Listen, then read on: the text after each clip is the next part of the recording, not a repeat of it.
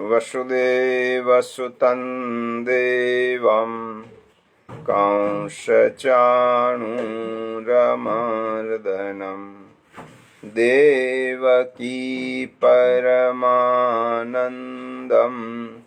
कृष्णं वन्दे जगद्गुरुं। मूकं करोति वाचालं पंगुं लंघयते गिरिं यत्कृपातमहं वन्दे परमानन्दमाधवम्।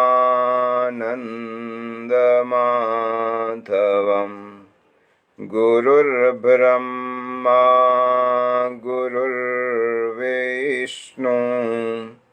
गुरुर्देवो महेश्वरः गुरुः साक्षात् परब्रह्म तस्मै श्री गुरवे नमः। शान्ताकारं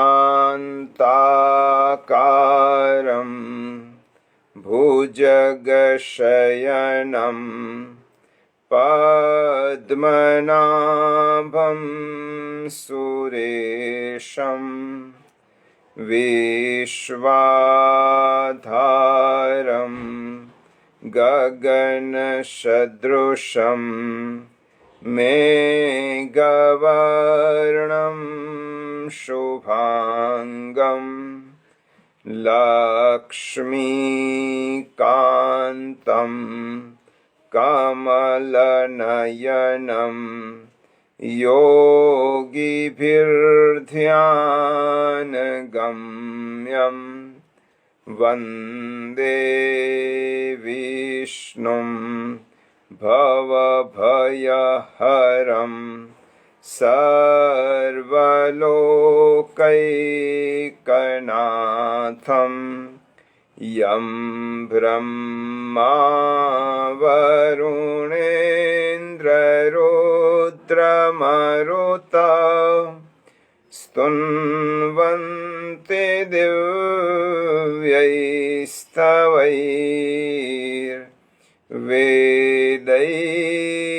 शाङ्कपदक्रमोपनिषदैः गायन्ति यं सामगा ध्यानावस्थिततद्गतेन मनसा पश्यन्ति यं योगिनो यस्यान्तं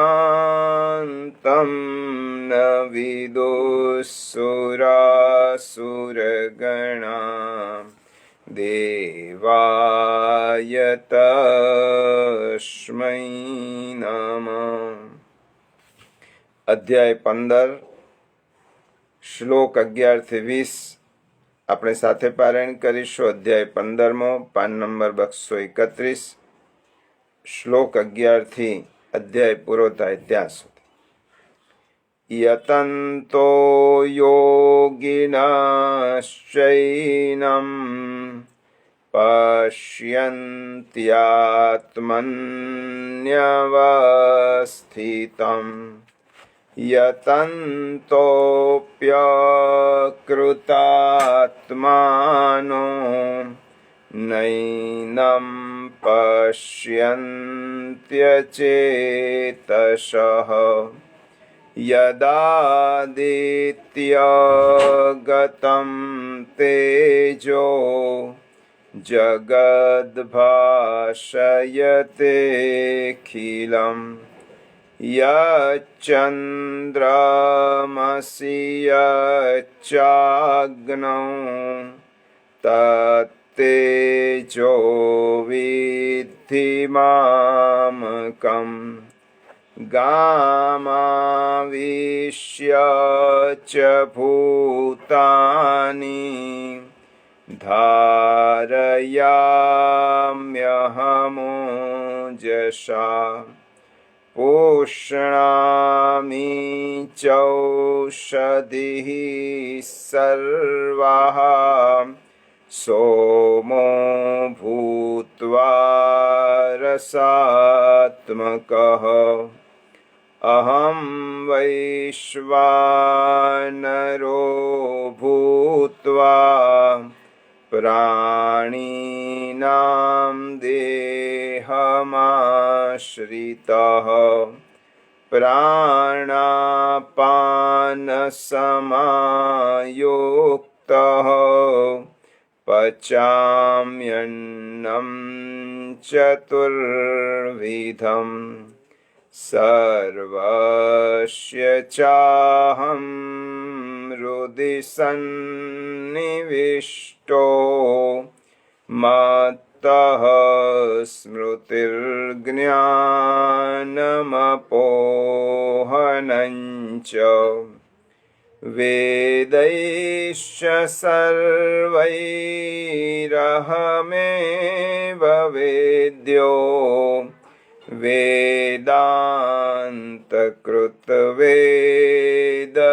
वेदान्तकृतवेदविदेव चाहम् द्वाविमौ पुरुषौ लोके क्षरश्चाक्षर एव च क्षरः सर्वाणि भूतानि कूटस्थोऽक्षर उच्यते उत्तमः पुरुषस्त्वन्यः परमात्मेत्युदाहृतः यो लोकत्रयमाविश्य बिभर्त्यव्यय ईश्वरः यस्मात्क्षरम् अतीतोऽहम् अक्षरादपि चोत्तमः अतोऽस्मि लोके वेदे च प्रथितः पुरुषोत्तमः यो मामेवमसम्मूढो जानाति पुरुषोत्तमम् स सर्वविद् भजति मां सर्वभावेन भारत इति गुह्यतमं शास्त्रम् मिदं मुक्तं मया नघ एतद्बुद्ध्वा बुद्धिमान् स्यात् कृतकृत्यस्य भारत। ओम तत्सदिति श्रीमद्भगवद्गीतासूपनिषत्सु ब्रह्मविद्यायां योगशास्त्रे श्रीकृष्णार्जुन संवादे पुरुषोत्तमयोगो नाम पंचदशोऽध्यायः।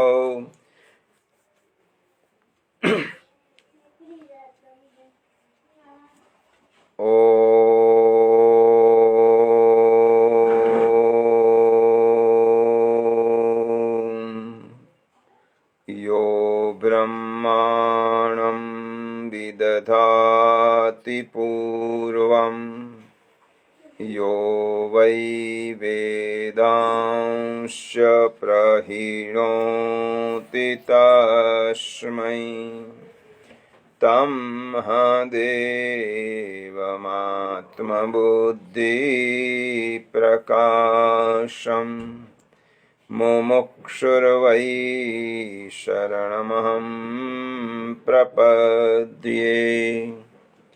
योऽन्तःप्रविश्य मम वाचमिमां प्रसुप्तां सञ्जीवयत्यखिलशक्तिधरस्वधाम्नाम् अन्यांश्च हस्तचरणश्रवणत्वगादीन् प्राणान्नमो भगवते पुरुषाय तुभ्यं। श्रूयतां देवदेवेश नारायण जगत्पते। त्वदीयेनावधानेन कथयिष्ये शुभाकथः। नमस्तस्मै भगवते कृष्णायाद्भूतकर्मणे रूपनाम विभेदेन जगत्क्रीडति यो यतः। ध्येयं सदा परिभवग्नमभीष्टदोहम् तीर्थास्पदं शिवविरञ्चिनुतं शरण्यं भृत्यार्तिहन् प्रणतपालभवाब्धिपोतं वन्दे महापुरुषते चरणारविन्दम्। ॐ पूर्णमदः पूर्णमिदं पूर्णात् पूर्णमुदच्यते पूर्णस्य पूर्णमादाय पूर्णमेवावशिष्यते।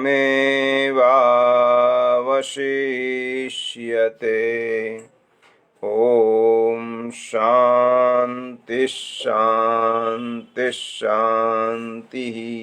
बोलिए गीता मात की जय। શ્રીમદ ભગવદ્ ગીતા અધ્યયન કેન્દ્ર દાહોદ સાથે ફેસબુકના માધ્યમથી જોડાયેલા આપ સૌ ગીતા પ્રેમી જિજ્ઞાસુ ભાઈ બહેનોને ભાવપૂર્ણ વંદન અને જય શ્રી કૃષ્ણ।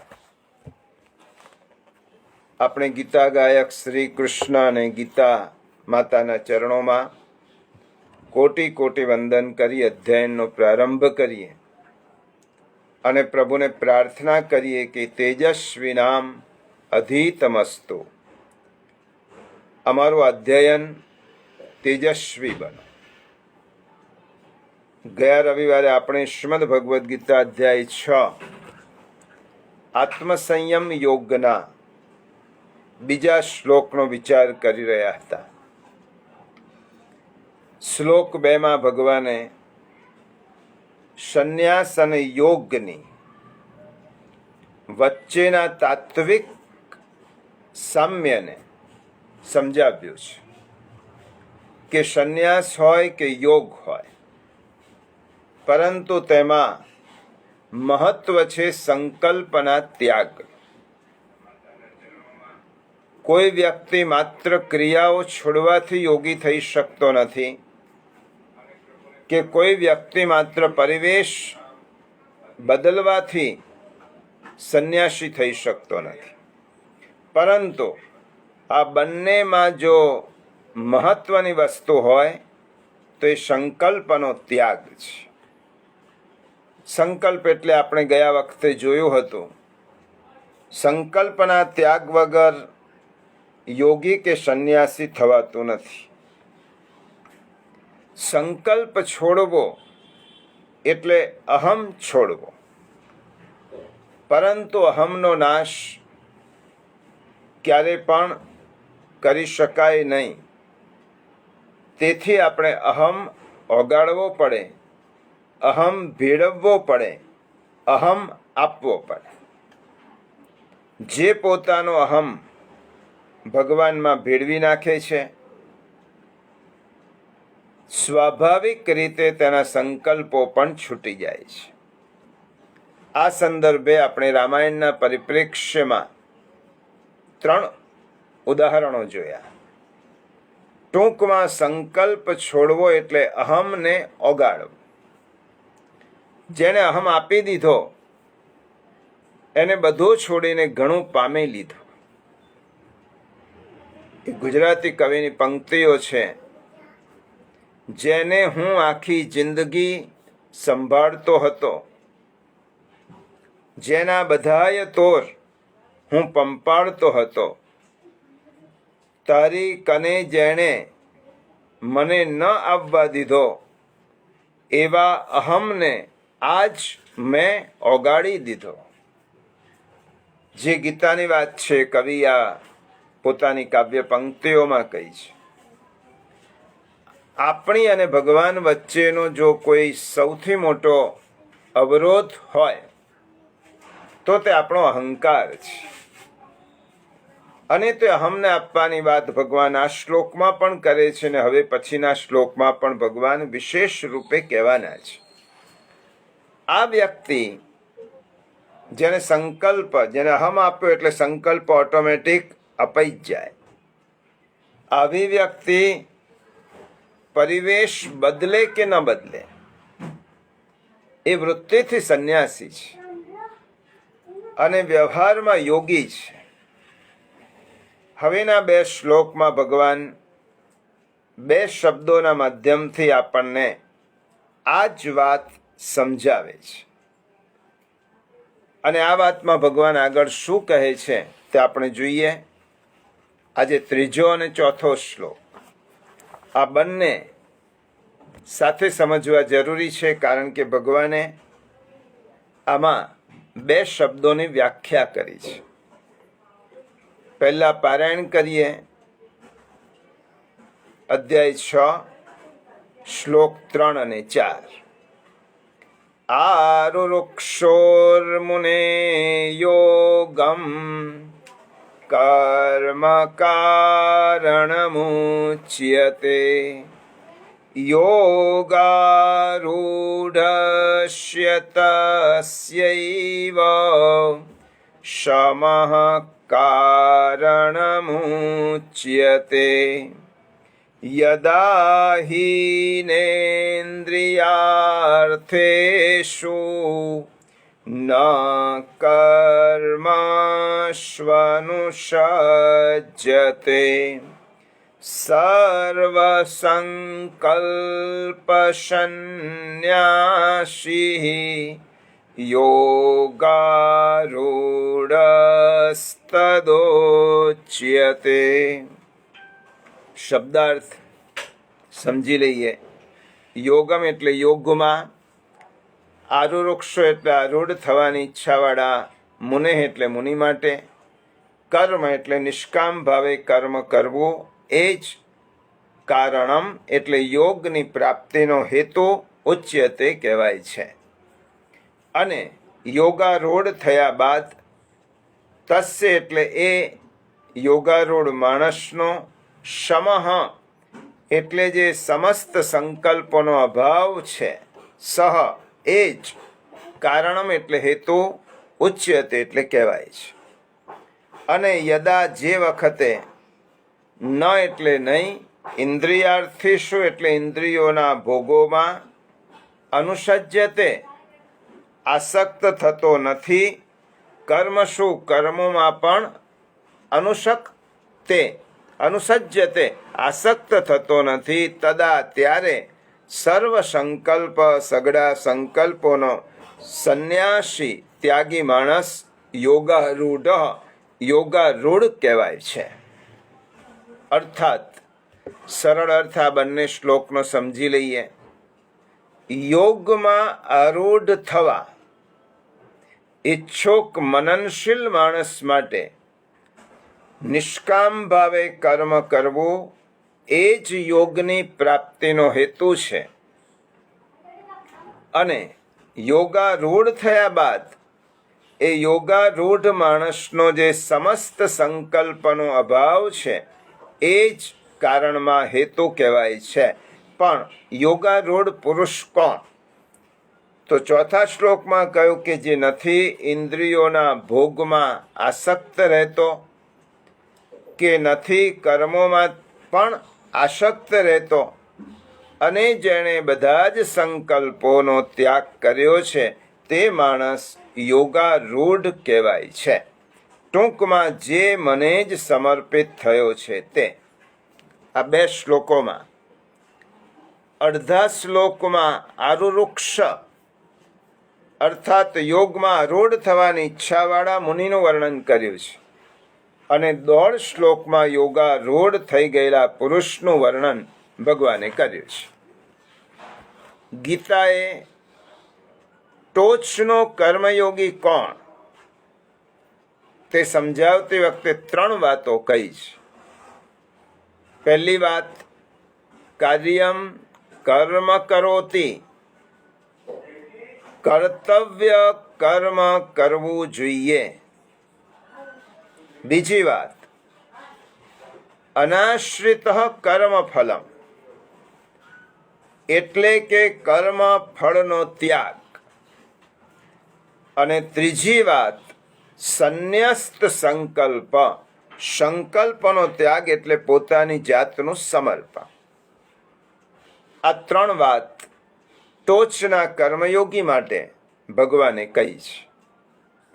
પ્રિયજનો, 1 થી 6 અધ્યાય કર્મયોગના મહત્વને પ્રસ્થાપિત કરનારા અધ્યાયો છે, અને સંભવતઃ આ બંને શ્લોકમાં ભગવાન કર્મયોગની અંતિમ વાત કરી અને એક પછી નવા વિષયમાં પ્રવેશ કરાવવાના છે.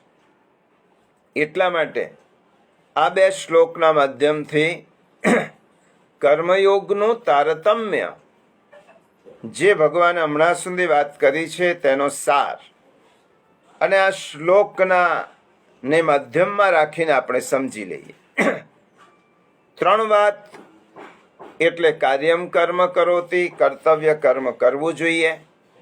બીજી વાત, અનાશ્રિત કર્મ ફલમ એટલે કર્મફળનો ત્યાગ. અને ત્રીજી વાત, સંકલ્પનો ત્યાગ એટલે પોતાની જાતનું સંકલ્પ સહિત ભગવાનને સમર્પણ. ભક્તિની ભૂમિકા વગર કર્મયોગ સંભવિત નથી. આપણે બધા જે કર્મો કરીએ છીએ તે આપણો કર્મયોગ નથી. આપણે તો વેપાર, ધંધો, નોકરી, આ બધું જે આપણે કરીએ છીએ તેને આપણે એમ કહીએ છીએ કે અમે કર્મયોગ કરીએ છીએ. ગીતાનું અધ્યયન કર્યા પછી આપણને આટલો તો ફરક ખબર હોવી જોઈએ કે કર્મ કોને કહેવાય, કર્મયોગ કોને કહેવાય, કર્મભોગ કોને કહેવાય. આપણે તો સામાન્ય આપણી રોજિંદી ઘટનાઓમાં જે કર્મ કરીએ છીએ તેને આપણે કર્મયોગ સમજીએ છીએ. પણ આપણા દ્વારા થતા બધા કર્મ કંઈ કર્મયોગ ન કહેવાય. તો કર્મયોગ કોને કહેવાય? યોજ એટલે જોડાઈ જવું, ટુ જોઈન. ભગવાન સાથે જોડાઈ ગયા પછી જે કૃતિ થાય તે કર્મયોગ, અથવા બીજી રીતે કહેવું હોય કે જે કર્મ મને ભગવાન સાથે જોડે તેનું નામ કર્મયોગ. આ કર્મયોગની વ્યાખ્યા ભગવાને 3, 4 અધ્યાયમાં સમયાનુસાર અને વારંવાર આપી છે. કર્મ મોટું ક્યારે ગણાય? મારું કર્મ મોટું ક્યારે ગણાય? મોટા હેતુ માટે થયેલું કર્મ એ મોટું ગણાય. મોટાને માટે જ્યારે કર્મ થાય ત્યારે તે મોટું ગણાય. મોટાને એટલે શ્રેષ્ઠને માટે કરેલું કર્મ. એ મોટું કર્મ ગણાય. હવે શ્રેષ્ઠ કોણ એની વાત ભગવાને 5મા અધ્યાયના છેલ્લા શ્લોકમાં કહી દીધી આપણને.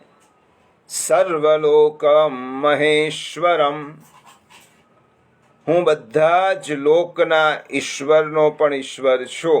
એટલે એક વસ્તુ આપણા મનમાં ગીતા સાંભળ્યા પછી સ્પષ્ટ થવી જોઈએ કે આ વિશ્વની the supreme power, ultimate reality એ ઈશ્વર છે. અને કયો ઈશ્વર છે? ભગવાને પોતાની જાતે કહ્યું કે સર્વલોકમ મહેશ્વર, હું બધા જ લોકનો ઈશ્વર છું. માટે ભગવાન માટે કર્મ કરીએ તો તે શ્રેષ્ઠને માટે કર્મ કર્યું ગણાય. અને શ્રેષ્ઠને માટે જે કર્મ થાય તે કર્મયોગ કહેવાય. આવો કર્મયોગ ક્યારે થાય? આવો કર્મયોગ જે આપણે ભગવાન માટે, તે ક્યારે થાય? જ્યારે જેના માટે કર્મ કરવાનું છે તેના માટે આપણા અંતઃકરણમાં વિનાશ આવવી જોઈએ. જેના માટે કર્મ કરવાનું છે તેના માટે આપણા અંતઃકરણમાં વિનાશ એટલે આત્મીયતાની લાગણી પ્રગટ થવી જોઈએ. એટલે જ 5મા અધ્યાયમાં ભગવાને બીજું સૂત્ર કહ્યું, સુહૃદઃ સર્વભૂતાનામ, હું તારો પરમ સુહૃદ છું, હું તારો પરમ મિત્ર છું. ભગવાન મારો પરમ મિત્ર છે, ભગવાન મારો પરમ સુહૃદ છે. તો ભગવાન કરતા મારો બીજો અતિ આત્મીય કોણ હોઈ શકે? આ અંતઃકરણમાં જો ભગવાન માટે વિનાશ ન આવે ત્યાં સુધી કર્મયોગ થયો કહેવાય નહીં. આ બે વાતો આપણે અહીંયા સમજ્યા કે શ્રેષ્ઠને માટે કરેલું કર્મ એ કર્મયોગ કહેવાય. શ્રેષ્ઠ કોણ? તો તે આપણે જોયું કે ઈશ્વર. એ ઈશ્વર માટે કર્મયોગ ક્યારે થાય? કે જ્યારે ઈશ્વર પ્રત્યે આપણા હૃદયમાં વિનાશની લાગણી, આત્મીયતાની લાગણી હોય તો એના માટે આપણે કર્મ કરીએ અને કર્મ કરવા પ્રેરાઈએ. પણ આપણે આ જન્મારે સુખ મળે માટે કર્મ કરીએ છીએ. મર્યા પછી આપણો આવતો ભાવ સારો થાય માટે આપણે સારા કર્મો કરતા હોઈએ છીએ. પણ તેની પાછળ ફળની લાલસા હોય છે. તેથી આપણા બધા કર્મો સારા હોવા છતાં પણ તે કર્મયોગ નથી. આપણે અધ્યયનશીલ વ્યક્તિ તરીકે સમજી લેવું જોઈએ કે સત્કર્મ અને કર્મયોગમાં ફરક છે. સારા કર્મો કરશો તો પણ જો ફળની ઈચ્છાથી કર્યા હશે તો એ સારું ફળ મળશે અને તે માટે કર્મ કરો તો એ કર્મયોગ નથી. ભલે સત્કર્મ છે અને ખોટો પણ નથી, પરંતુ એટલું સમજી લેવાનું કે તે મારી કૃતિ કર્મયોગ નથી, દિવ્ય કર્મ નથી. સમાજમાં પરોપકારના કામ કર્યા પછી આપણને મોભાભર્યું સ્થાન જોઈતું હોય તો આપણું સત્કર્મ ગણાય, કર્મયોગ ના ગણાય. કોઈ સત્કર્મમાં દ્રવ્ય આપ્યા પછી આપણને આપણા માનની અપેક્ષા હોય તો દ્રવ્ય આપવું એ સત્કર્મ ભલે થયો પણ એ કર્મયોગ નથી. કારણ કે તેનું ફળ આપણે માન લઈ લીધું. એટલે સારરૂપે એટલું જ કહેવાય કે આપણે જે પણ કંઈ કર્મ કરીએ છીએ તેનું ફળ આપણે પૈસો, પદ કે પ્રતિષ્ઠામાં મેળવવાની અપેક્ષા રાખીએ છીએ. અને પૈસો, પદ અને પ્રતિષ્ઠા મેળવવા માટે જે કર્મ કર્યા હશે તે ભલે સત્કર્મ લાગતા હોય અને સત્કર્મ હશે પણ ખરા, પરંતુ તે કર્મયોગ નથી. કારણ કે તે કર્મ કર્યા પછી એ ફળ આપણને મળી ગયું અને એ કર્મનો હિસાબ પૂરો થયો. આપણે શ્રેષ્ઠ માટે કર્મ નથી કર્યું. એટલા માટે જેમ બેંકમાં પૈસા મૂક્યા હોય તો સમય થતાં બેંક દોઢ ગણા કરીને તે પૈસા એ તમને આપે, એ આ બેંકનો વ્યવહાર છે. તેવી રીતે તમે સારા કર્મો કર્યા હશે તો તેનું ફળ અનેક ગણું કરીને ભગવાન આપશે, પરંતુ તે તમે કરેલા સારા કર્મના ફળ રૂપે હશે, તેથી તે કર્મયોગ થયો ગણાય નહીં. કારણ તે ભગવાન સાથે જોડાયેલું કર્મ નથી અને તેમાં ભક્તિની વિનાશ નથી. ટૂંકમાં તમે સમાજના લોકોના કલ્યાણ માટે કામ કરતા હોય, મર્યા પછીમાં સારું થાય એટલા માટે કર્મ કરતા હોય, કે પછી અન્ય કર્મ કરતા હો તો એ બધા જ સારા હોય છતાં પણ કર્મયોગ થયો ગણાય નહીં. એટલા માટે કર્મયોગની શરૂઆતની ભૂમિકામાં કાર્યમ કર્મ કરોતિ એટલે મારા ભગવાનનું કામ છે અને મારે કરવાનું છે. આ પહેલી બાબત. એ ભક્તિની વિનાશની ભાવના હોવી જરૂરી છે. તો આપણે ભગવાન માટે કર્મ કરીશું. કર્મનો બીજો સિદ્ધાંત છે અનાશ્રિત કર્મ ફલમ, એટલે કે કર્મ ફળનો ત્યાગ તે પ્રભુ પરના અસીમ પ્રેમ વગર શક્ય નથી. કર્મ ફળનો ત્યાગ ક્યારે થાય? ભગવાન માટે જ્યાં સુધી આપણે અસીમ પ્રેમ ન હોય તો તે ફળ ત્યાગ શક્ય નથી. આ બીજી પંક્તિ છે. પહેલામાં ભગવાન માટે હૃદયમાં વિનાશ કે લાગણી હોવી જોઈએ. બીજી પંક્તિ ઉપર ભગવાન માટે અસીમ પ્રેમ હોવો જોઈએ. તો આપણે કર્મફળ અર્પણ કરીએ. તમે જે કંઈ કમાણી કરો, લૌકિક ઉદાહરણ સાથે સમજાવો.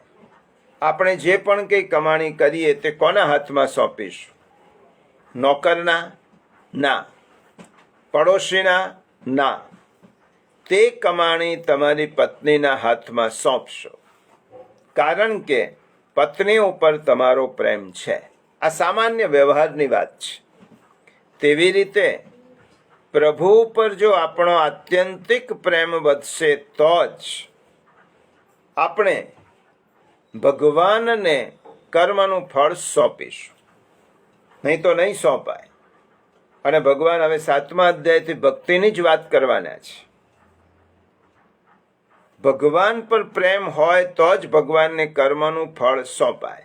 શરૂઆત પ્રભુ પ્રત્યેની વિનાશથી થાય અને પ્રભુ પ્રત્યે આત્યંતિક પ્રેમ હોય ત્યારે કર્મ ફળનો ત્યાગ થઈ શકે. આટલું સમજાયા પછી, આ કક્ષાએ પહોંચ્યા પછી પણ હજી આપણે પ્રભુના સાધન કે હથિયાર બનવાની સ્થિતિ બાકી છે. આ બે પંક્તિ પર પહોંચ્યા પછી પણ હજી ત્રીજું બાકી છે.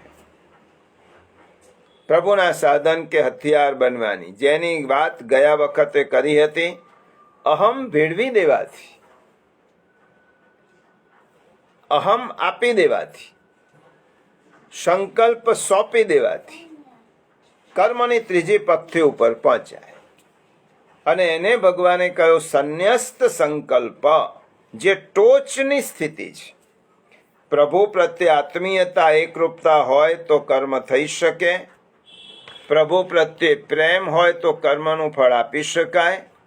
અને પ્રભુમાં પોતાનો અહંકાર ભેળવી દીધો હોય તો આપણા સંકલ્પો પણ ભગવાનને આપી શકાય અને આપણે ભગવાનના ઇન્સ્ટ્રુમેન્ટ બનીએ.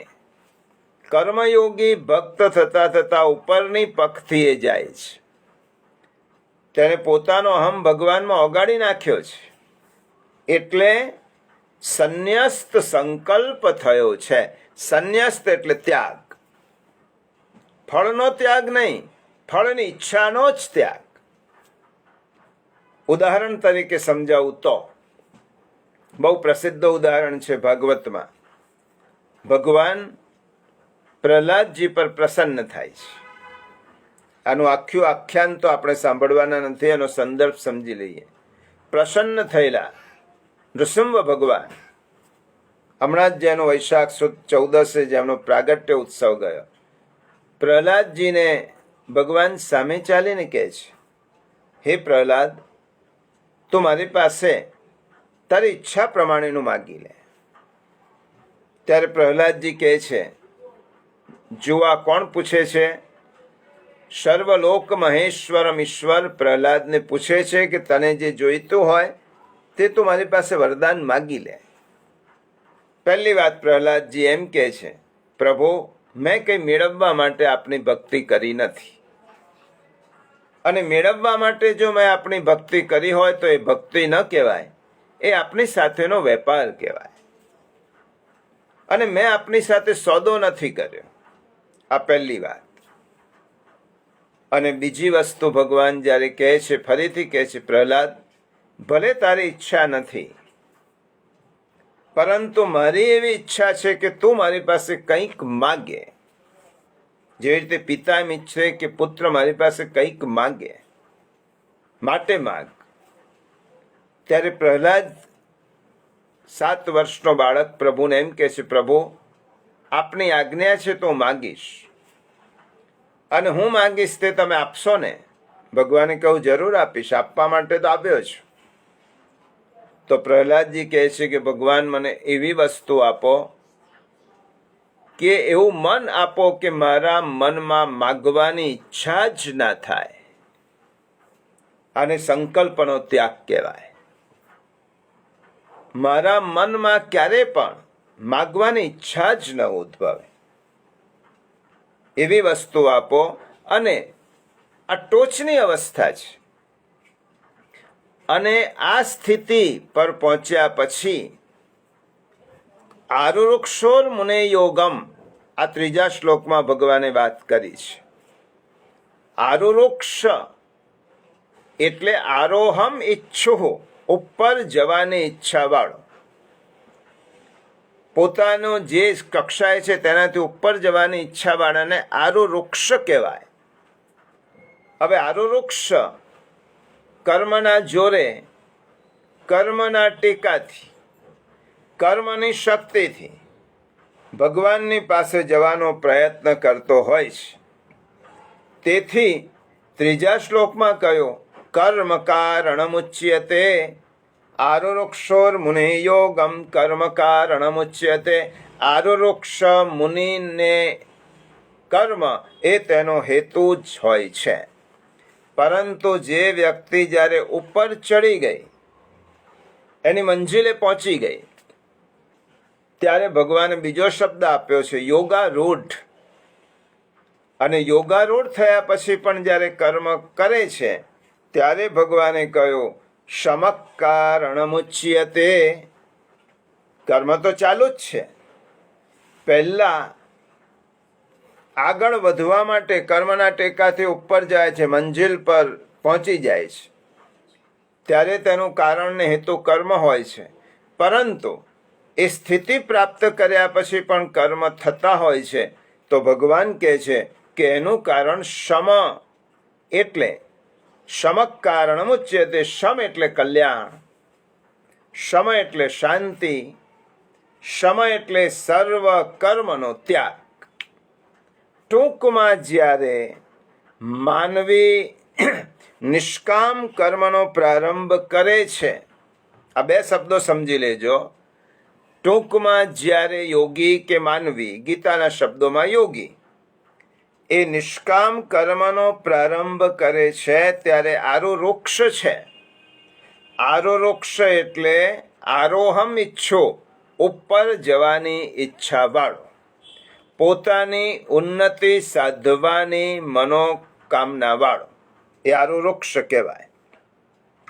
અને જ્યારે તે મુકામ પર પહોંચી જાય છે ત્યારે તેનું નામ થાય છે આરુરૂઢ. આરંભ કરવાની ઈચ્છા, જે તે કાર્યમાં આગળ વધવાની ઈચ્છા, જિજ્ઞાસા, તાલાવેલી, તત્પરતા, એ તેની આરુરુક્ષતા છે. જ્યાં સુધી આરુરુક્ષતા આવતી નથી ત્યાં સુધી કોઈ પણ કાર્ય પ્રત્યેનો લગાવ ઊભો થતો નથી. એટલે આ શ્લોકમાં ગીતા આવા આરોરોક્ષની વાત કરે છે. અને આરોરોક્ષ જ્યારે તેની સાધનામાં સફળ થાય ત્યારે તે વ્યક્તિ કોણ બની જાય છે? યોગારૂઢસ્તદોચ્યતે. તેને યોગારૂઢ કહેવાય છે. ગીતામાં બે શબ્દોને આપણે બરાબર સમજી લઈએ તો આ બે શ્લોક સમજાશે. કર્મયોગના સંદર્ભમાં બે શબ્દો બહુ મહત્વના છે, આરોરોક્ષ અને યોગારૂઢ. આરોરોક્ષ સાધક છે અને યોગારૂઢ સિદ્ધ છે. આપણે આપણા શબ્દોમાં સમજવા પ્રયત્ન કરીએ. આરોરોક્ષ એક સાધક છે જેને સાધના કરતો જાય છે, અને આરોરૂઢ એટલે સાધના કર્યા પછી જ્યારે મુકામ પર પહોંચે ત્યારે સિદ્ધ છે. એટલે આરોરૂઢ સિદ્ધ છે. અહીંયા કઈ સાધનાની વાત કરી ભગવાને? નિષ્કામ કર્મ. આ કર્મયોગનો વિષય છે, એટલા માટે ભગવાને નિષ્કામ કર્મની યોગ સાધનાની વાત કરી. કર્મયોગની સાધના કરનારો આરોરોક્ષ છે અને અંતિમ મુકામે પહોંચનારો આરોરૂઢ છે. આરોરોક્ષની સાધના નિષ્કામ કર્મયોગ છે અને આરોરૂઢની સિદ્ધિ છે પરમ શાંતિ. આરોરોક્ષ વ્યક્તિમાં અનન્ય ઉત્સાહ હોય છે, કારણ કે પહોંચવાનો અદમ્ય ઉત્સાહ હોય. આપણે પર્વત પર શિખર ઉપર જતા હોઈએ ત્યારે શિખર પર ચડવા માટે અનન્ય ઉત્સાહ હોવો જોઈએ. એ આરોરોક્ષમાં હોય છે. અને એ જ્યારે આરૂઢ બની જાય, પર્વતના શિખર પર માણસ પહોંચી જાય ત્યારે તેને શું પ્રાપ્ત થાય છે? પરમ શાંતિ.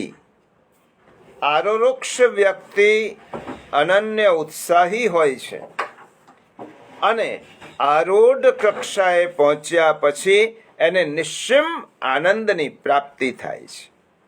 અને એને હજી પણ ઉપમાથી સમજવું હોય તો આરોરોક્ષ સરિતા જેવો છે અને યોગારૂઢ સાગર જેવો છે.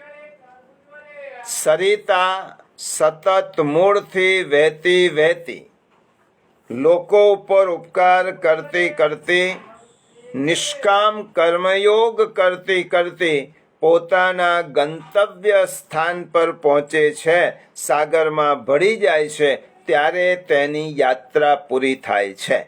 તેમ આરોરોક્ષ વ્યક્તિ નિરંતર નિષ્કામ કર્મયોગની સાધના કરતા યોગારૂઢ થતા સાગરમાં ભળી જાય છે, ત્યારે તેની યાત્રા કર્મયોગની યાત્રા વિરામ પામે છે. આમ યોગના રસ્તે ગતિ કરનારો આરોરોક્ષ છે અને યોગની મંઝિલ સુધી પહોંચનારો યોગારૂઢ છે. આમ આરોરોક્ષ એ રસ્તો છે અને યોગારૂઢ એ મુકામ છે. આરોરોક્ષમાં પહોંચવાનો અનન્ય ઉત્સાહ હોય છે અને યોગારૂઢ થયા પછી ઉપલબ્ધિનો અનન્ય આનંદ હોય છે. આમ યોગારૂઢ થવા માટે નિષ્કામ કર્મયોગ સિવાય બીજો કોઈ માર્ગ નથી. કર્મયોગની દ્રષ્ટિએ નિષ્કામ કર્મયોગ આપણને આ કક્ષાએ લઈ જવા માટેનું ઉત્તમ માધ્યમ છે. આરોરોક્ષમાં શ્રદ્ધા છે અને આરૂઢ થયા પછી એ શ્રદ્ધા વિશ્વાસમાં પરિણમે છે.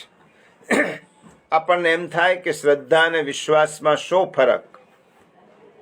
પ્રિયજનો, આ ફરક સૂક્ષ્મ છે છતાં પણ તાત્વિક છે.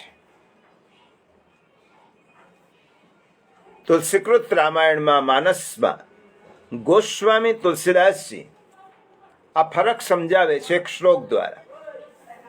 માનસ રામાયણમાં તુલસીદાસજી જ્યારે મંગલાચરણ કરે છે ત્યારે બીજા શ્લોકમાં તુલસીદાસજી મંગલાચરણ કહેતા આ શ્લોક બોલે છે, ભવાની શંકરૌ વંદે શ્રદ્ધા વિશ્વાસ રૂપિણૌ યાભ્યામ વિના ન પશ્યંતિ સિદ્ધઃ સ્વાંતસ્થમીશ્વર. તુલસીદાસજી શું કહે છે? શિવ અને ભવાનીને હું પ્રણામ કરું છું, પણ ઉપમા આપી છે શ્રદ્ધા અને વિશ્વાસના પ્રતીક રૂપ. શિવજી એ સાક્ષાત વિશ્વાસ છે અને ભવાની એ મૂર્તિમંત શ્રદ્ધા છે. શ્રદ્ધા અને વિશ્વાસ એ બંને પતિ પત્ની છે. આપણે ગીતાના બે શબ્દને સમજીએ છીએ, આરુરુક્ષ અને આરુરૂઢ, યોગારૂઢ. આમાં શ્રદ્ધા એ આરુરુક્ષ છે અને વિશ્વાસ એ આરુરૂઢ છે. આમ તો આપણે જ્યારે બોલીએ છીએ ત્યારે બંનેનો ઉપયોગ એક સાથે જ એક જ અર્થમાં કરીએ છીએ. આપણે કોઈ વાર એમ કહીએ કે ફલાણી વ્યક્તિ ઉપર મને શ્રદ્ધા છે અને 5 મિનિટ પછી પાછા બોલીએ કે એના ઉપર મને વિશ્વાસ છે. આમાં બંને શબ્દો આપણી દ્રષ્ટિએ સમાન અર્થવાળા છે, પરંતુ ગોસ્વામીજીએ તેમાં રહેલો સૂક્ષ્મ ભેદ બતાવ્યો છે. વિશ્વાસ એને કહેવાય કે જેમાં વધઘટ ન થતી હોય, એક ધારો રહે તે વિશ્વાસ. જ્યારે શ્રદ્ધા તેને કહેવાય કે તેમાં વધઘટ થતી હોય. અમુક જગ્યાએ આપણી શ્રદ્ધા હોય અને પછી તે ઉડી પણ જાય. શ્રદ્ધામાં વધઘટ થાય. શ્રદ્ધા એ નદી છે અને વિશ્વાસ એ દરિયો છે. દરિયામાં વધઘટ થતી નથી. નદીમાં પૂર આવે અને પાછું જતું રહે એવું થયા કરે. બીજા અર્થમાં આપણે સમજીએ તો વિશ્વાસ એ સતત જાગૃત હોય છે, હંમેશા જાગતો હોય છે, કારણ કે વિશ્વાસને 3 આંખો છે. એટલા માટે ગોસ્વામીજીએ વિશ્વાસને શિવની ઉપમા આપી. શિવજી ત્રિનેત્ર છે, એટલે વિશ્વાસને 3 આંખો છે. એક આંખ વિવેકની છે. જ્યારે શ્રદ્ધા અંધ પણ હોઈ શકે. 2 આંખો ખરી, વિશ્વાસને 3જી આંખ છે. જ્યારે શ્રદ્ધા અંધ પણ હોઈ શકે, એટલા માટે આપણે કહીએ છીએ અંધશ્રદ્ધા.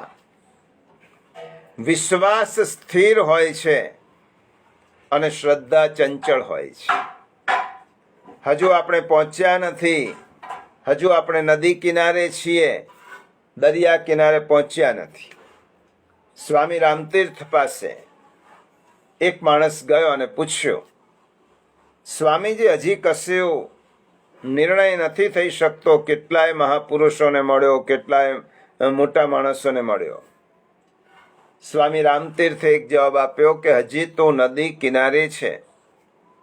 જ્યારે દરિયાએ પહોંચીશ ત્યારે નિર્ણય થઈ જશે. દરિયે ગયા પછી બીજે ક્યાંય જવાનું રહેતું નથી. ત્યાં જ વાત પૂરી થઈ જાય છે. વિશ્વાસ સ્થિર હોય છે અને શ્રદ્ધાને ફર્યા કરવું પડે છે. એટલે તો શંકર ભગવાન જે જગ્યાએ એક જ જગ્યાએ સ્થિર બેસે છે, કારણ કે તેમને પૂર્ણ વિશ્વાસ છે કે આ રામ પરમ ઈશ્વર છે અને ભવાની રામનું ભગવાનત્વ, ઈશ્વરત્વ ની કસોટી કરવા માટે ભટકે છે. શિવજીને વિશ્વાસ છે કે મારા પ્રભુ રામ પરબ્રહ્મ છે અને ભવાનીને શ્રદ્ધા છે, પણ ભટકતી શ્રદ્ધા છે. એટલા માટે રામ પરબ્રહ્મ હોઈ શકે કે નહીં તેની કસોટી કરવા માટે તે અહીંયાથી અહીંયા ફરે છે. એટલે વિશ્વાસ એ માનવીના હૃદયનો ધર્મ છે, હૃદયની સહજ સ્વભાવ છે. એને વિશ્વાસ કહેવાય. અને વિશ્વાસનો જન્મ ન થાય કારણ કે શિવજી અજન્મા છે, અને શ્રદ્ધાનો જન્મ થાય કારણ કે ભવાનીનો જન્મ થાય છે, સતીનો જન્મ થાય છે. એટલા માટે વિશ્વાસ જન્મજાત હોય અને શ્રદ્ધા ઊભી કરવી પડે. એટલા માટે મહાપ્રભુજીએ ષોડશ ગ્રંથમાં કહ્યું, અવિશ્વાસો નૈવ કર્તવ્ય સર્વથા બાધકસ્તુ સહ. અવિશ્વાસ હંમેશા બાધક હોય છે. શ્રદ્ધા અને વિશ્વાસમાં આટલો તફાવત છે, પણ એટલો પણ સમજી લો કે શ્રદ્ધાના રસ્તે જ વિશ્વાસ સુધી પહોંચી શકાય છે. શ્રદ્ધાના રસ્તે વિશ્વાસ સુધી પહોંચી શકાય. શ્રદ્ધા એ માં છે, એ મને પિતાનો પરિચય કરાવે છે. એને વિશ્વાસ એ દરિયો છે, પિતા છે. એટલે શ્રદ્ધાના રસ્તે વિશ્વાસ સુધી પહોંચી શકાય. એટલા માટે ગોસ્વામીજી કહે છે, શ્રદ્ધા અને વિશ્વાસ યોગીઓમાં પણ જો નહીં હોય તો યોગીઓને પણ હૃદયમાં બેઠેલો રામ નહીં જણાય. યાભ્યામ વિનાન પશ્યંતિ સિદ્ધ સ્વાંત સ્થમીશ્વર. ઈશ્વર તો બધામાં છે, ઈશ્વર બધે જ છે, પણ જો શ્રદ્ધા અને વિશ્વાસ ભેગા નહીં થાય તો એ રામ દર્શન શક્ય નથી. આવી રીતે ગીતાની ભાષામાં આરુરોક્ષ એ શ્રદ્ધાનું પ્રતીક છે અને યોગારૂઢ એ વિશ્વાસનું પ્રતીક છે. એટલે આરુરોક્ષ નિષ્કામ કર્મ યોગના માર્ગે આગળ વધે છે. આરુરોક્ષને પણ જો યોગારૂઢ થવું હોય તો નિષ્કામ કર્મના માર્ગે તેને આગળ વધવું પડે. નિષ્કામ કર્મયોગ એટલે શું? આપણે આની વ્યાખ્યા ત્રીજા અધ્યાયથી સમજતા આવ્યા છે. છતાં પણ આ જ્યારે કર્મયોગના ઉપસંહારાત્મક શ્લોકની વાત કરીએ છીએ ત્યારે નિષ્કામ કર્મ એટલે ફરીથી સમજી લઈએ, કામના રહિત કરેલા સંચિત કર્મ જમા થતા નથી. ખરેખર તો દરેક માણસ જે જે કર્મ કરે છે તે કોઈને કોઈ કામનાથી, ઈચ્છાથી, આશાથી પ્રેરાઈને કરે છે અને તેમાં તેનો દોષ નથી. માણસ ફળની આશા, ઈચ્છા, કામના રાખે કે ના રાખે તો પણ કર્મ એ ફળ આપ્યા સિવાય છોડે જ નહીં. તેવો કર્મનો અટલ સિદ્ધાંત છે. તે આપણે આગળ જોઈ ગયા છીએ. પરંતુ કેટલાક માણસો કર્મ કરે છે છતાં તેમને તેના કર્મનું ફળ જોઈતું નથી. આ વાત વિચિત્ર નથી પણ સાચી છે. ઉદાહરણ સમજાવું. માણસ પાપ કરે છે, પાપનું ફળ તેને જોઈતું નથી. માણસ ચોરી કરે છે પણ એને પોલીસથી પકડાવું નથી. માણસ ભ્રષ્ટાચાર કરે છે પરંતુ તેને લાંચ લેતા પકડાવું નથી અને તેનું ફળની સજા તેને જોઈતી નથી. એટલે એનો અર્થ એવો થયો કે પાપ કરવું છે પણ તેનું ફળ જોઈતું નથી. એટલે તે પાપની દ્રષ્ટિએ પણ નિષ્કામ કર્મ કરે છે. જો કે આ સમજવા માટે છે. નિષ્કામ કર્મની આખી વ્યાખ્યા જુદી છે. કોઈ કે નિષ્કામ કર્મ થાય જ નહીં, માણસ ઈચ્છે છે, પાપ કરે છે પણ એનું ફળ એને જોઈતું નથી. તો આ શું થયું? હું કર્મ કરું, ફળ નથી જોઈતું. એટલે ગીતાની દ્રષ્ટિએ નિષ્કામતા અહીં લાગુ પડે. શાસ્ત્રોમાં એમ કહું કે પુણ્યસ્ય ફલમિચ્છન્તિ પુણ્યમ નિચ્છન્તિ માનવા અને પાપસ્ય ફલમ નિચ્છન્તિ પાપમ કુર્વન્તિ યત્નત.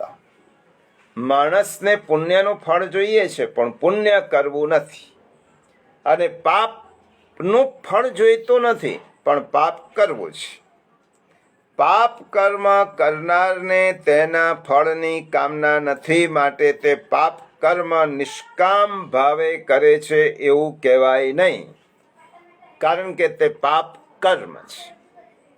તો નિષ્કામ કર્મ એટલે શું? નિષ્કામ કર્મ એટલે શાસ્ત્ર વિહિત કર્મ. ધર્મની મર્યાદામાં રહીને અંગત રાગ દ્વેષથી પ્રેરાયા સિવાય કર્તાપણાના અભિમાન વગર સમષ્ટિના કલ્યાણ માટે પોતાનો અંગત કલુષિત સ્વાર્થ છોડીને કરેલું કર્મ તે નિષ્કામ કર્મ કહેવાય. આ ગીતાની પરિભાષા છે. શાસ્ત્ર વિહિત છે, ધર્મની મર્યાદામાં કરેલું છે.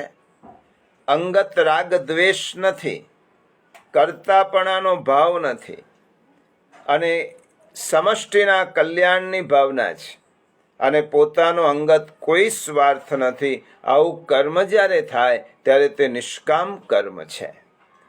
ફળ મળે તો જ કર્મ કરવું એ ભાવનાથી નહીં, પરંતુ પોતાની ફરજના અંગ તરીકે પોતાનો અંતરાત્મા રાજી થાય એટલા માટે ભગવદ પ્રીત્યર્થે માણસ કર્મ કરે તે નિષ્કામ કર્મ. માણસ સવારથી ઉઠે ત્યારે તેના બધા જ કર્મો સુખ મેળવવા માટે જ કરતો હોય છે. આપણે આપણી જ વાત કરીએ. કોઈ પણ માણસ દુઃખ મેળવવા માટે કે દુઃખની શોધ માટે કર્મ કરતો જ નથી. છતાં પણ તેને દુઃખ મળે છે, સુખ મળતું નથી. ભાગવતમાં 3 સ્કંદમાં આ જ વાત વિદુરજીએ મૈત્રેય ઋષિને પૂછી કે સુખાય કર્માણી કરોતિ લોકો નતઈ સુખમ વાન્ય દુપારમમ વા. માણસ સુખ માટે કર્મ કરે છે ને દુઃખ મળે છે, અને દુઃખ જ તેના ખોળામાં આવીને પડે છે. એટલે સુખ અગર દુઃખ પ્રારબ્ધ વશાત માગો કે ન માગો તે તો આવીને મળવાના જ છે. એટલા માટે ભક્ત કવિ નરસિંહ મહેતાએ કહ્યું કે સુખ દુઃખ મનમાં આણીએ ઘટ સાથે રે ઘડિયા, ટાળ્યા તે કોઈના નવ ટળે રઘુનાથના જડિયા. પરંતુ નિષ્કામ ભાવે ભગવદ પ્રીત્યર્થ કરેલા કર્મ એ સંચિતમાં જમા થતા નથી, અને તે જીવને જન્મ મરણના ચક્કરમાં નાખતા નથી. 3 અધ્યાયમાં આપણે સમજ્યા છે જે કર્મ આપણને બાંધે છે એ જ કર્મ આપણને છોડાવે છે. ફરક એટલો છે, બાંધનારા કર્મ સકામ કર્મ છે અને છોડાવનારા કર્મ નિષ્કામ કર્મ છે. એક જ ચાવીથી તાળું બંધ પણ થાય અને તાળું ખુલે પણ ખરું. એક જ મન બંધનનું પણ કારણ છે અને એ જ મન મોક્ષનું પણ કારણ છે. એવી રીતે એક જ કર્મ જો સકામ ભાવે થાય તો આપણને બાંધે છે, નિષ્કામ ભાવે થાય તો આપણને બંધનમાંથી છોડાવે છે. 3 અધ્યાયમાં ભગવાને સૂર્યની ઉપમા આપી. વિવસ્વાન મનવે પ્રાહ. સૂર્યનારાયણ ઊંઘે છે કે તરત જ અંધકારનો નાશ થાય છે, પરંતુ આપણે સૂર્યનારાયણને એમ કહીએ કે અમે તમારા ઉપર ઉપકાર માનીએ છીએ, તમે આવ્યા અને ગાઢ અંધકારનો નાશ કર્યો. તો સૂર્યનારાયણ શું જવાબ આપશે કે મેં અંધકારને જોયો જ નથી. નાશ કરવાની વાત તો બાજુ પર રહી. જો અંધકારનો નાશ જ મેં કર્યો નથી, પરંતુ મારા અસ્તિત્વ માત્રથી જ અંધકાર એની મેળે જ જતો રહ્યો છે, અને મારા અંધકારનો નાશ કર્યો મેં જ કર્યો જ નથી. સૂર્યના સાનિધ્યથી અંધકાર દૂર થાય, અને એવી જ રીતે સૂર્યનારાયણ માત્ર સમષ્ટિના કલ્યાણ માટે જગતને પ્રકાશ અને જીવન આપે, કરોડો માઇલની મુસાફરી કરે, નિયત સમય કરતા એક પળ પણ મોડા કે વહેલા નહીં. આ સૂર્યનારાયણને કોણ પગાર આપે છે? એમને કોણ ગ્રેજ્યુએટી આપે છે? અને કયા ફળની અપેક્ષા છે? માત્ર સમષ્ટિના કલ્યાણ માટે કર્તાપણાના અભિમાન સિવાય તે કર્મ કરે છે. કારણ કે સૂર્ય એમ નથી કહેતો મેં અંધકારનો નાશ કર્યો, મારું કામ ઉગવાનું છે. અંધકારનો નાશ એની જાતે થાય છે, હું કરતો નથી. કર્તાપણાનું અભિમાન નથી. અને તે સૂર્ય જે કર્મ કરે છે તે નિષ્કામ કર્મ છે. પરોપકારાય વિભાતિ સૂર્ય, પરોપકારાય વહંતિ નદ્ય, પરોપકારાય ફલંતિ વૃક્ષા, અને પરોપકારાય સતામ વિભૂતય. આ બધા જ જે કર્મ કરે છે એ નિષ્કામ કર્મ કહેવાય. પ્રકૃતિના તત્વોની જેમ પૃથ્વી પર અવતરેલા મહાપુરુષો, આચાર્યો, ઋષિઓ ધર્મના સંસ્થાપકો એ પછી ભગવાન શ્રી કૃષ્ણ હોય કે મર્યાદા પુરુષોત્તમ રામ હોય, ભગવાન બુદ્ધ હોય કે મહાવીર સ્વામી હોય, હજરત મહેમદ પૈગંબર હોય કે જીસસ ક્રાઇસ્ટ હોય, શ્રીમદ શંકર હોય કે મહાપ્રભુ વલ્લભ હોય, સહજાનંદ સ્વામી હોય કે મહાત્મા ગાંધી હોય, મહર્ષિ રમણ હોય કે રામકૃષ્ણ પરમહંસ હોય, વિવેકાનંદજી હોય કે વિનોબાજી હોય, આ બધા જ મહાપુરુષો, આ તો એક સામાન્ય શ્રેણી ગણાવી. આ પરંપરામાં આવતા બધા જ મહાપુરુષો સૃષ્ટિના કલ્યાણ માટે નિષ્કામ ભાવે કર્મ કરે છે.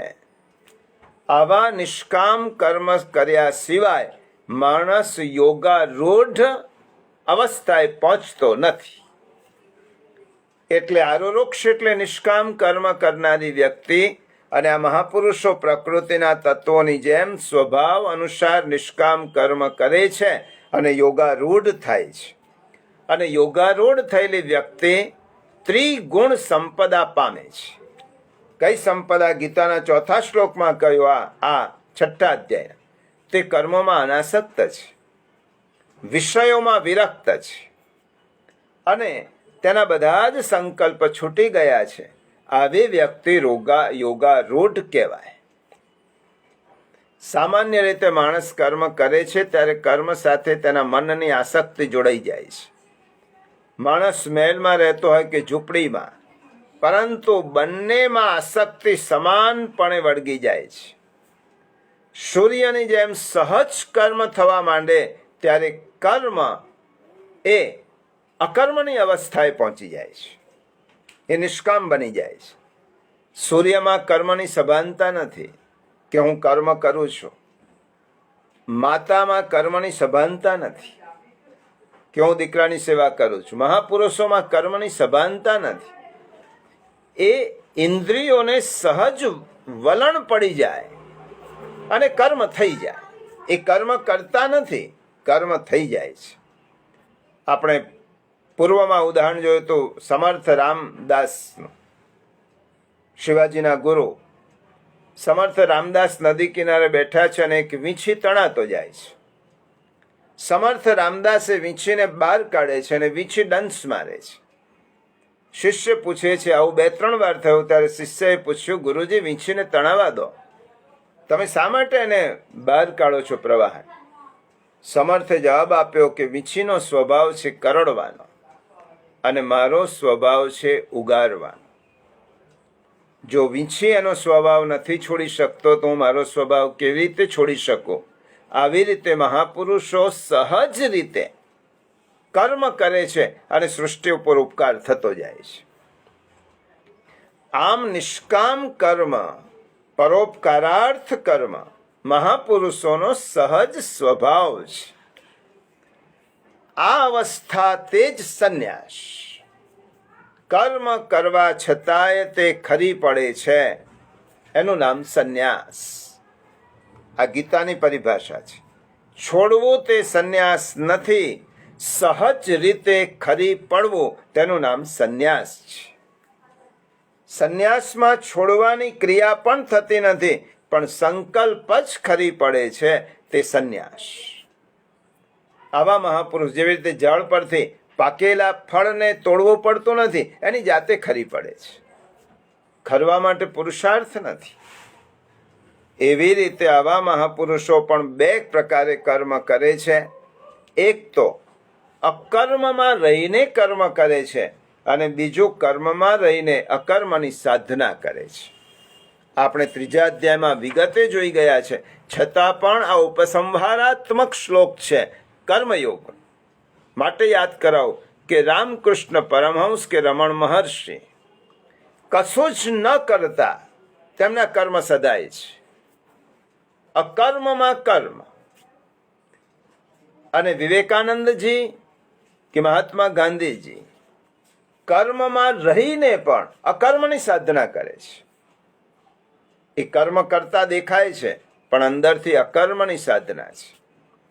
અને આ રામકૃષ્ણ પરમહંસ કે બ્રહ્મણ મહર્ષિ કે કક્ષાના મહાપુરુષ આપણને લાગે નિવૃત્ત બેઠા છે, પરંતુ કશું જ ન કરતા તેમના કર્મ સધાય છે, સમષ્ટિનું કલ્યાણ બેઠા બેઠા કરે છે. એવી રીતે એકમાં પ્રવૃત્તિ છે, બીજામાં નિવૃત્તિ છે. ઘઉં ક્યારે દળાય? આ પ્રવૃત્તિ અને નિવૃત્તિનો સિદ્ધાંત જેમ વ્યક્તિને લાગુ પડે તેમ સમષ્ટિને લાગુ પડે. વ્યક્તિના જીવનમાં કેટલીક ક્ષણો પ્રવૃત્તિની હોય ને કેટલીક ક્ષણો નિવૃત્તિની હોય. દિવસ પ્રવૃત્તિનો, રાત્રિ નિવૃત્તિ.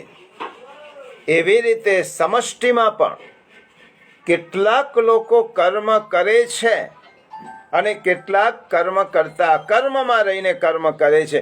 જેવી રીતે ઘઉં ક્યારે દળાય? ઘંટીનું ઉપલું પડ સતત ફરતું રહે અને નીચેનું પડ સ્થિર રહે તો દાણાનો લોટ થાય. એક બાજુ કર્મયોગી અખંડ કર્મો કર્યા કરે છે, છતાં તેને થાક લાગતો નથી, કારણ કે પ્રસન્નતાપૂર્વક કર્મોમાં મગ્ન રહે છે. અને બીજી બાજુ કર્મ સંન્યાસી કશું જ ન કરવા છતાં કર્મોનું નિમિત્ત બને છે. કર્મ સંન્યાસી એ ઘંટીનું નીચલું પડ છે અને કર્મયોગી ઘંટીનું ઉપલું પડ છે. એ કર્મ કરીને પણ થાકતો નથી અને બીજો બેસીને પણ સતત કર્મરત રહે છે. આ બંને અવસ્થા છેવટે તો એક રૂપ જ છે. બાળયોગી શુકદેવ કશું જ ન કરવા છતાં એક ધારી રીતે કલાકો સુધી એકી પલાણથી એ ભાગવત કથા કહી શકે અને છતાં પોતે અનુભવે કે અમે કશું જ કર્યું નથી. બીજી બાજુ જનક સામ્રાજ્ય સંભાળતા સંભાળતા મનથી અલિપ્ત હોય અને જ્યારે મિથિલામાં આગ લાગે ત્યારે જનક એમ કે મિથિલાયામ પ્રદગ્ધાયા નમે દહ્યતિ કશ્ચન. મિથિલાને આગ લાગે છે, મારું શું બળે છે? ટૂંકમાં આરુરુક્ષ એટલે બહારથી પ્રચંડ પ્રવૃત્ત છતાં ભીતરથી તદ્દન નિવૃત્ત, અને યોગારૂઢ એટલે બહારથી તદ્દન નિવૃત્ત પણ ભીતરથી પરોપકારાર્થે પ્રવૃત્ત. આ બંને એકનો હેતુ કર્મ છે અને બીજાનો હેતુ કલ્યાણ છે.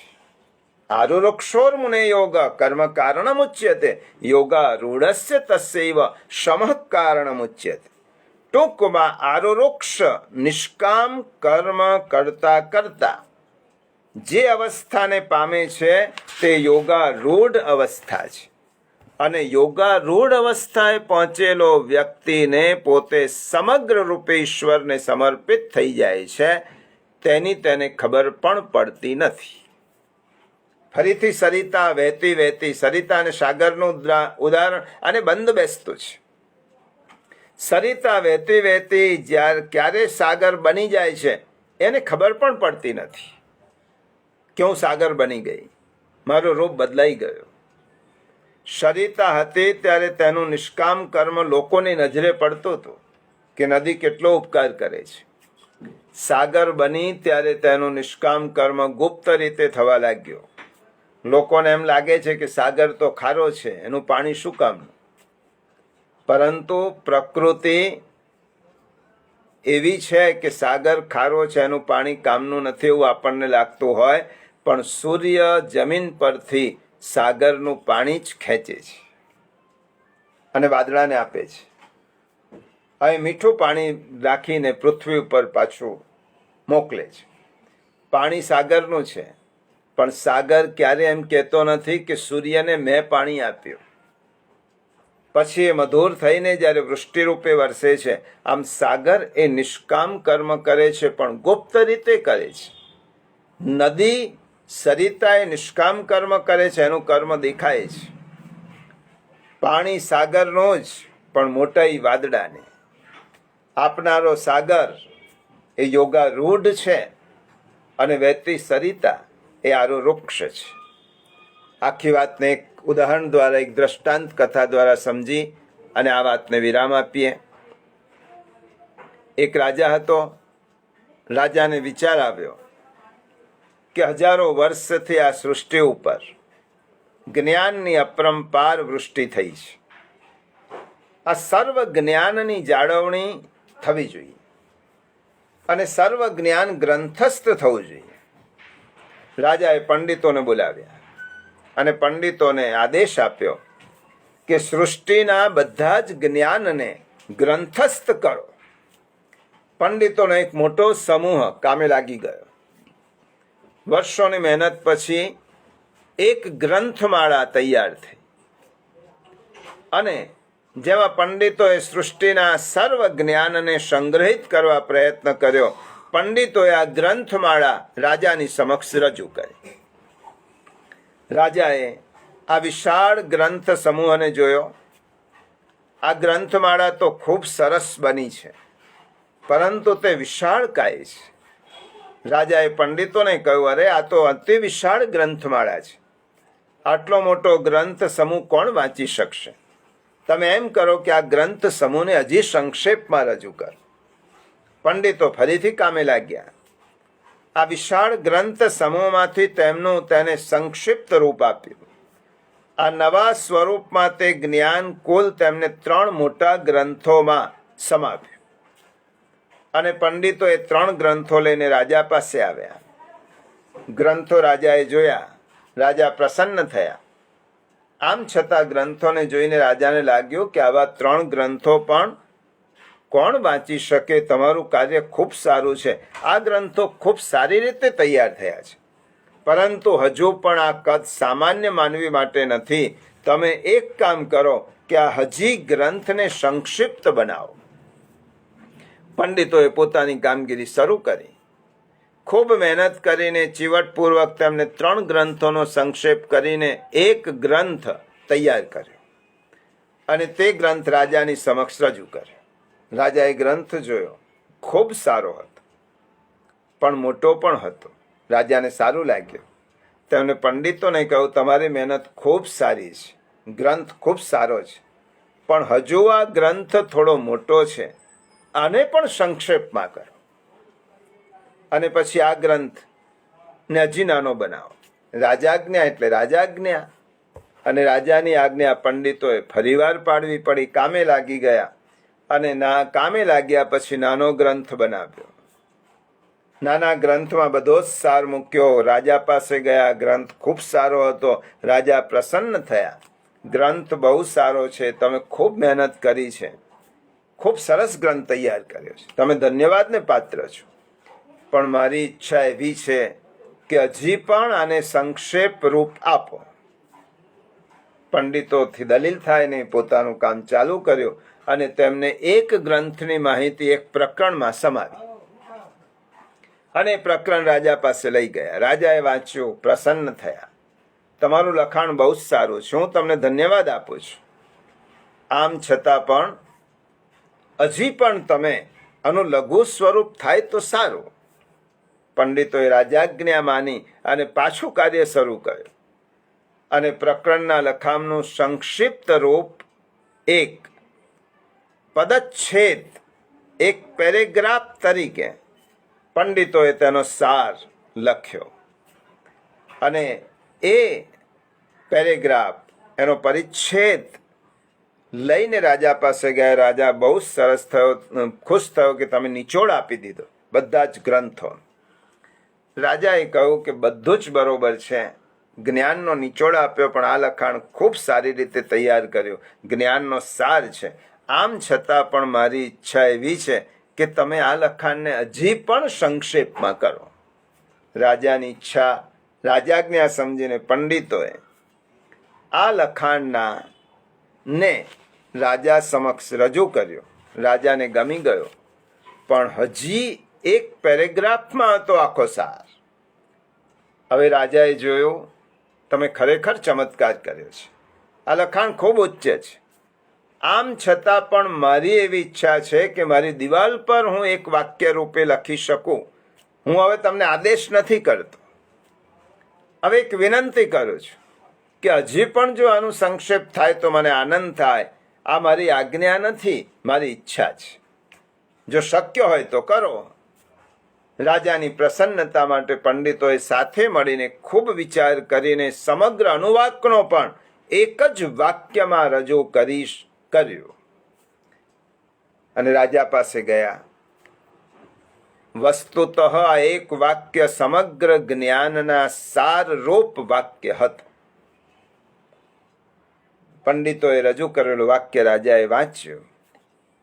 એ વાક્ય આવું હતું કે ભગવાનના ચરણોમાં પોતાનું જીવન નિઃશેષ સ્વરૂપે સમર્પિત કરી દેવું એ જીવનનું સર્વોચ્ચ રહસ્ય છે. ભગવાનના ચરણોમાં પોતાનું જીવન નિઃશેષ સ્વરૂપે સમર્પિત કરી દેવું આ જ જીવનનું સર્વોચ્ચ રહસ્ય છે. રાજા પ્રસન્ન થયો. એક વિશાળ સરોવરને કિનારે નાનું ખાબોચિયું હોય અને સરોવર અને ખાબોચિયા વચ્ચે 1 ફૂટની નાની પાળી હોય. ત્યાં સુધી જ્યાં સુધી પાળી છે ત્યાં સુધી ખાબોચિયું એ નાનું ખાબોચિયું છે અને જ્યારે પાળીને દૂર કરવામાં આવે ત્યારે ખાબોચિયું સરોવર બની જાય છે. ખાબોચિયા અને મહાન સરોવર વચ્ચેના એકત્વને એક નાની પાળી બાધા રૂપ બને છે અને આ પાળી જ્યારે દૂર થાય ત્યારે એકત્વ સિદ્ધ થાય છે અને આ નાની પાળીનું નામ છે અહંકાર. આપણે આપણી નાની અજ્ઞાનજન્ય અહમ ચેતનામાં જીવીએ છીએ અને તે આપણે પરમ ચેતનાથી આપણી જાતને ભિન્ન રાખે છે અને આપણે સમજીએ છીએ. જે ક્ષણે અહમ ચેતના મહાચેતનામાં વિલીન થાય છે તે જ ક્ષણે આપણી જાત પરમ ચૈતન્ય સાથે અદ્વૈત સાધે છે અને તે જ ક્ષણે ખાબોચિયું સરોવર બની જાય છે. તે જ ક્ષણે પ્રિયતમ પ્રભુને પામી જાય છે. માટે કહ્યું કે આ જગતમાં જ્યારે કોઈ પણ વ્યક્તિ પોતાના અહમને પરમ જ્વાળામાં હોમી દે છે ત્યારે તેમાંથી એક પરિણામ નીપજે છે અને તેનું નામ છે ભગવત કૃપા. અને એ કૃપા એ રીતની થાય છે ભગવાન પોતાની જાતમાં જ આપણને સમાવી લે છે. અહમનું વિલીનીકરણ કરવા માટે પોતાનું જીવન પરમાત્માના ચરણોમાં નિઃશેષ સમર્પણ કરવું પડે. તે આ શ્લોકમાં ભગવાને કહ્યું છે. સર્વ સંકલ્પ સંન્યાસી યોગારૂઢસ્થ ઉચ્યતે. અને આ જ વાત ભગવાન ગીતાજીના 18મા અધ્યાયના 66મા શ્લોકમાં કહેવાના છે. આખી ગીતાના સાર રૂપે સર્વ ધર્માન પરિત્યજ્ય મામેકમ શરણમ વ્રજ. તું બધું છોડીને મારી શરણમાં આવી જા. આમ ટૂંકમાં આ યોગારૂઢ અવસ્થા કર્મ માર્ગની ટોચની અવસ્થા છે. આ સમજી લો. શરણાગતિ ભક્તિ માર્ગની ટોચની અવસ્થા છે અને બ્રહ્મ નિર્વાણ એ જ્ઞાન માર્ગની ટોચની અવસ્થા છે. ત્રણેય અવસ્થામાં ભગવત પ્રાપ્તિ છે જ. એકમાં ભગવત પ્રીત્યર્થ કર્મ છે, બીજામાં ભગવત પ્રાપ્તિ છે અને ત્રીજામાં ભગવદ ભાવમાં જ ભળવાનું હોય છે. કર્મનો અધિકારી કોણ? કર્મ ત્યાગનો અધિકારી કોણ? યોગારૂઢ કોણ? યોગારૂઢ કેવી રીતે થવાય? તેવા કર્મ વિષયક તમામ પ્રશ્નોની છણાવટ ભગવાને અત્યાર સુધીના શ્લોકમાં કરી દીધી છે અને શ્લોકના સાર રૂપે આપણે 2 વાતો સમજ્યા. અને હવે આપણને પ્રશ્ન થાય, 1 જ મિનિટમાં કહું કે આવો નિષ્કામ કર્મયોગ આપણે કેવી રીતે કરી શકીએ? ગીતા સાંભળવા માટે નથી, ગીતા જીવનમાં ઉતારવા માટે છે. આપણા જીવનમાં આ સાધના કેવી રીતે આવે? પ્રિયજનો, આપણે સામાન્ય માણસો ભલે આપણને સમજતા હોઈએ, પરંતુ દિવસ દરમિયાન, અઠવાડિયા દરમિયાન આપણે એક એવું નાનું કર્મ ન કરી શકીએ કે જેનું કોઈ ફળ જોઈતું નથી. એ બીજાના સારા માટે હોય, વ્યક્તિના અને સમષ્ટિના કલ્યાણ માટે હોય. એ પછી ગરીબોની સેવા હોય, રોગીઓની શુશ્રૂષા હોય, અશક્ત કે વૃદ્ધ માણસની સહાયતા હોય, જરૂરિયાતમંદને કંઈક આપવાનું હોય, તૃષિત વ્યક્તિની તૃષા છિપાવવાની હોય કે ભૂખ્યા વ્યક્તિને ભોજન આપવાનું હોય કે નિરાશ્રય વ્યક્તિને આશ્રય આપવાનો હોય, આ એક નાનકડું કર્મ.